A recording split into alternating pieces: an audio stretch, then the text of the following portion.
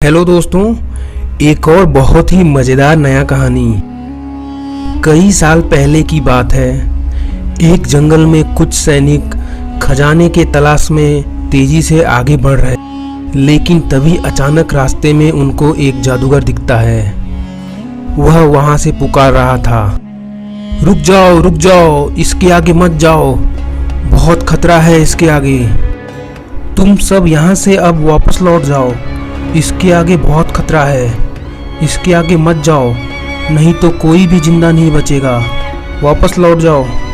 एक सैनिक बोला, हमको जाने दो, हमारे रास्ते से हट जाओ, नहीं तो तुम भी मारे जाओगे, हमें जाने दो, हटो रास्ते से। वह सभी सैनिक उस जादूगर का बात नहीं मानते हैं और अपना घोड़ा लेके आगे निकल जाते हैं। वह अपने घोड़े को लेकर तेज रफ्तार से जंगल के अंदर जा रहे थे, लेकिन उन्हें नहीं पता था वहां पर एक बहुत ही बड़ी शैतान परी रहती थी और वह बहुत ही खतरनाक थी। तुम्हारा ही इंतजार था, कहां जाओगे बचकर।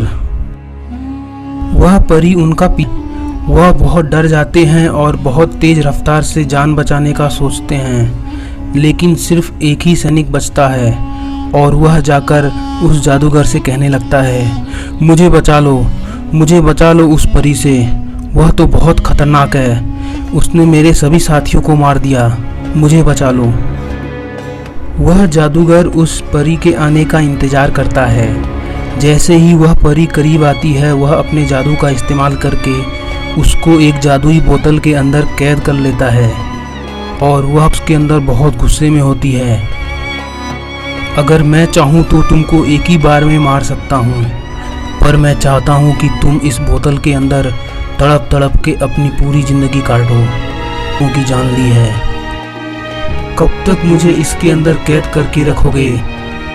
एक ना एक दिन मैं वापस आऊंगी, मैं जरूर वापस आऊंगी, तुझसे बदला लेकर रहूंगी मैं।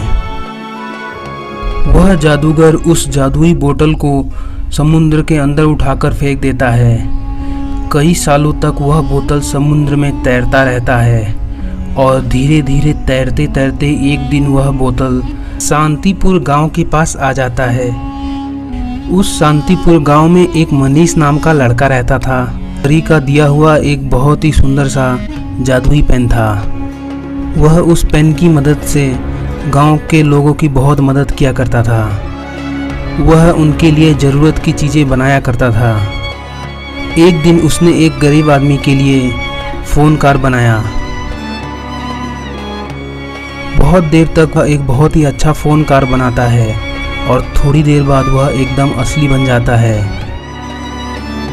देखते ही देखते वह फ़ोन कार एकदम बड़ा हो जाता है। उस फ़ोन कार को पाकर वह गरीब आदमी बहुत खुश होता है और उसको लेकर गांव के अंदर घूमने लगता है। इस तरह वह उस कार को बहुत चलाता है और बाद में मुंह धोने के लिए पानी की ओर बढ़ने लगता है। दूसरी तरफ उस जादुई बोतल के अंदर फंसी हुई परी अपना रूप बदल के एक बच्चे का रूप ले लेती है। वह बोतल तैरते तैरते उस गरीब इंसान के पास चला जाता है। वह उस बोतल को देखकर बहुत हैरान होता है और छोटे बच्चे को उसके अंदर देख के उस बोतल को उठा लेता है। वह बच्चा कहता है, मुझे आज़ाद कर दो, मुझे एक शैतान परी ने इसके अंदर कैद कर लिया था, मुझे आज़ाद कर दो जल्दी। लेकिन जैसे ही वह आदमी उस बोतल को खोलता है, उसके अंदर से शैतान परी बाहर आ जाती है। बहुत इंतजार किया, बहुत भूख लगी है मुझे, कहाँ भाग रहा है, रुक जा। उसके बाद वह परी उस फ़ोन कार को लेकर गांव में जाती है। वह बहुत दिनों से भूखी थी, इसीलिए वह 4 भैंसों को पकड़कर लेकर चली जाती है। यह बात पूरे गांव में फैल जाती है और मनीष को भी पता लग जाता है। वह एक बहुत ही स्ट्रांग नोकिया जैसा फ़ोन कार बनाता है और परी के आते ही उसके फ़ोन कार से टकराकर उसके फ़ोन को तोड़ देता है। उसके बाद प्लान के मुताबिक एक आदमी चारों ओर आग लगा देता है।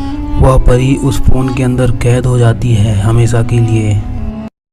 एक और नया कहानी। बहुत समय पहले की बात है।